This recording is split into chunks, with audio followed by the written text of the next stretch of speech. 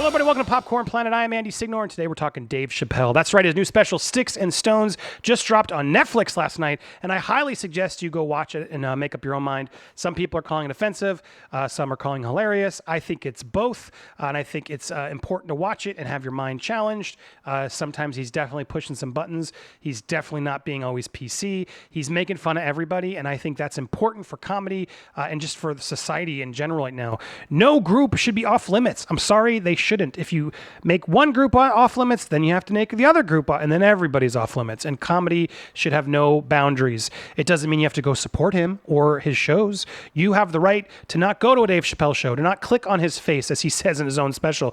Don't forget, you clicked on my face. We have the choice and free will as people to support him and to watch him or not. It doesn't mean that if we support him, we're against trans people or some of the other stuff he talks about.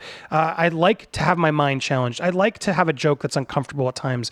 It's important that we push boundaries and make sure we're thinking things out privately and publicly, to have civil dialogues and be challenged. And if we don't as a society, what are we? But sadly, every time Chappelle makes a show, he's told he's not allowed to make fun of certain groups.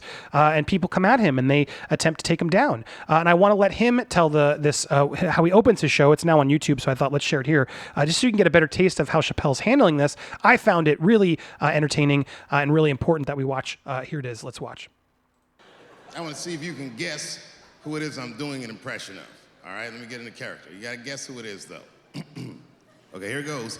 Hey, if you do anything wrong in your life, and I find out about it, I'm gonna try to take everything away from you. And I don't care when I find out. Could be today, tomorrow, 15, 20 years from now. If I find out, you're fucking finished.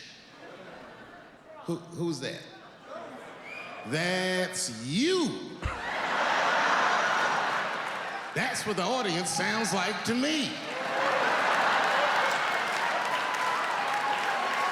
That's why I don't be coming out doing comedy all the time, because y'all niggas is the worst motherfuckers I've ever tried to entertain in my fucking life.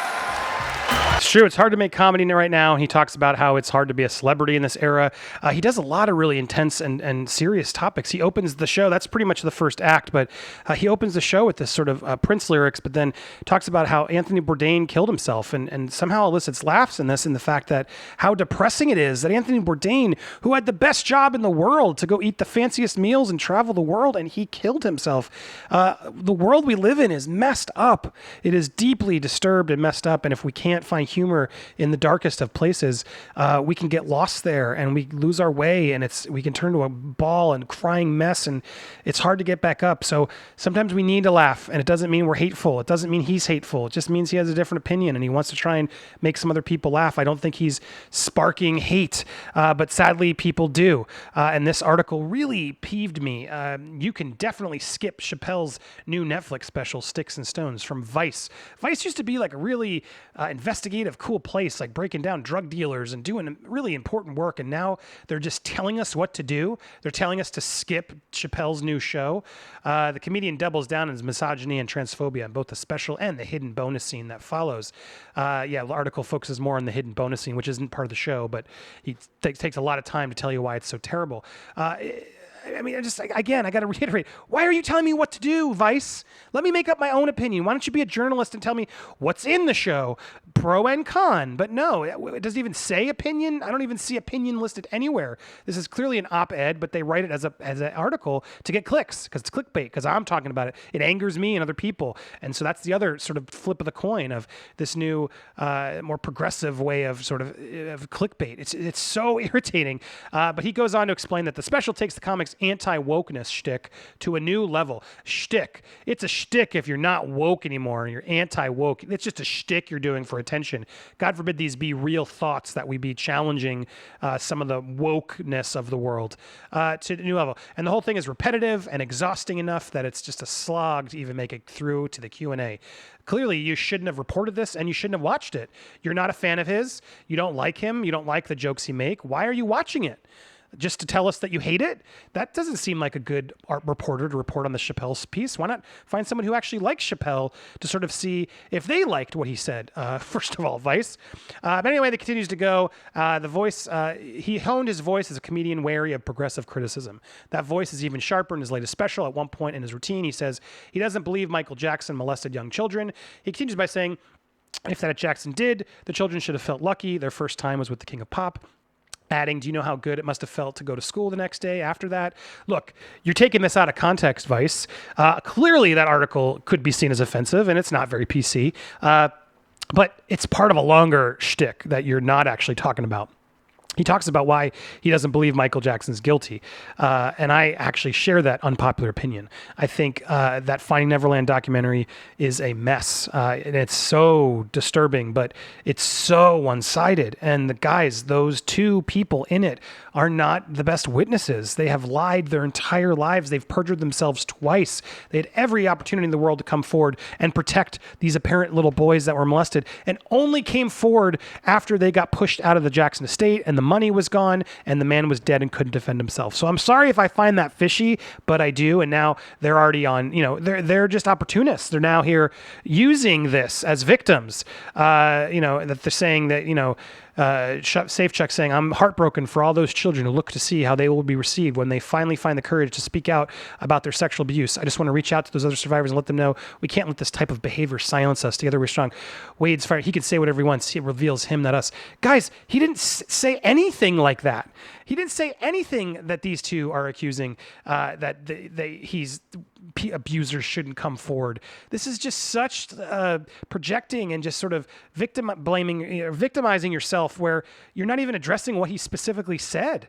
He just says he doesn't believe the documentary, and people have a right to not believe the documentary because they didn't tell both sides. They only told your side. If you are so innocent, I mean, this is really what happened. You should, anyone, look, I had someone who had to come forward and tell his truths. Anyone who's lying to you should have no issue telling both sides. They should have no worry, concern, or anything to say, yeah, bring anything you got at me because I'm telling them the truth. I'm telling the truth, not my truth, the truth. And the problem with the documentary is it doesn't share all the stories. It only tells their side. This was a director who's worked with them closely and told the story together, the three of them, of what happened to them, and then never addresses anything else, which were a lot of interesting things that you guys should go do research. So I don't want to cancel Michael Jackson, his legacy, and his family and everything, his children, poor family going through all this still, that now they're just coming after him just to sort of kick him while he's down, and we're just going to believe everything they say when these two perjured themselves.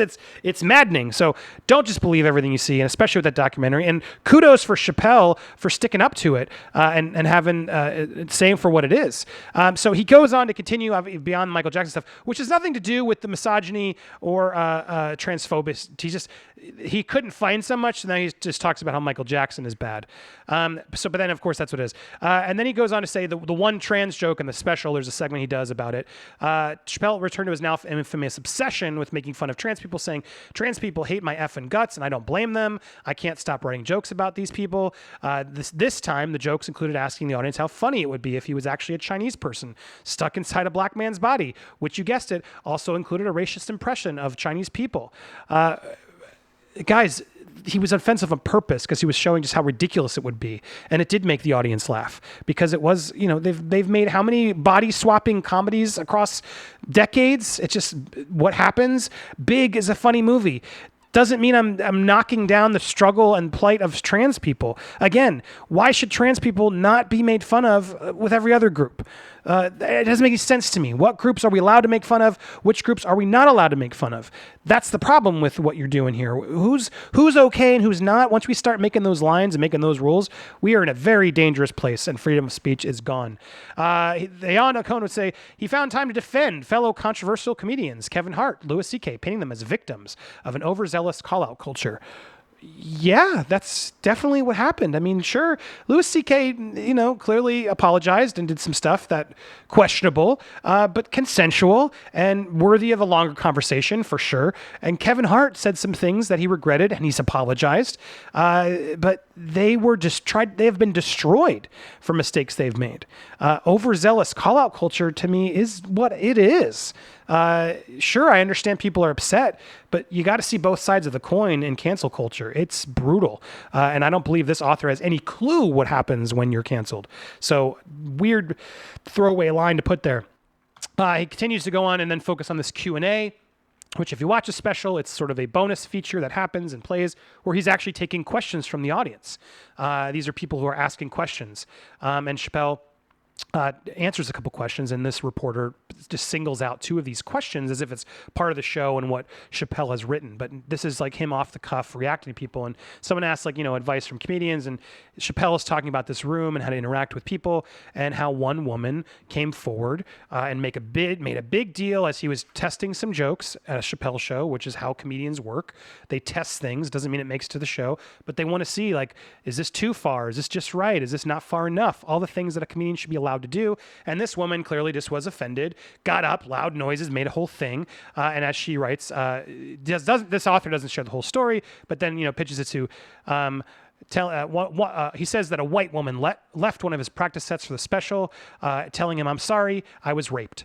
Chappelle says he replied with, "It's not your fault you were raped, but it's my fault, not my fault either. Ta-ta, bitch." Again, out of context, this does sound really heartless and mean, but Chappelle paints a more elaborate story of what happened. This woman interrupted his show, dropping the word rape. That's a real comedy killer. And he wasn't talking about her or her specific instance. I don't even know what the joke was. We don't even know what the joke was.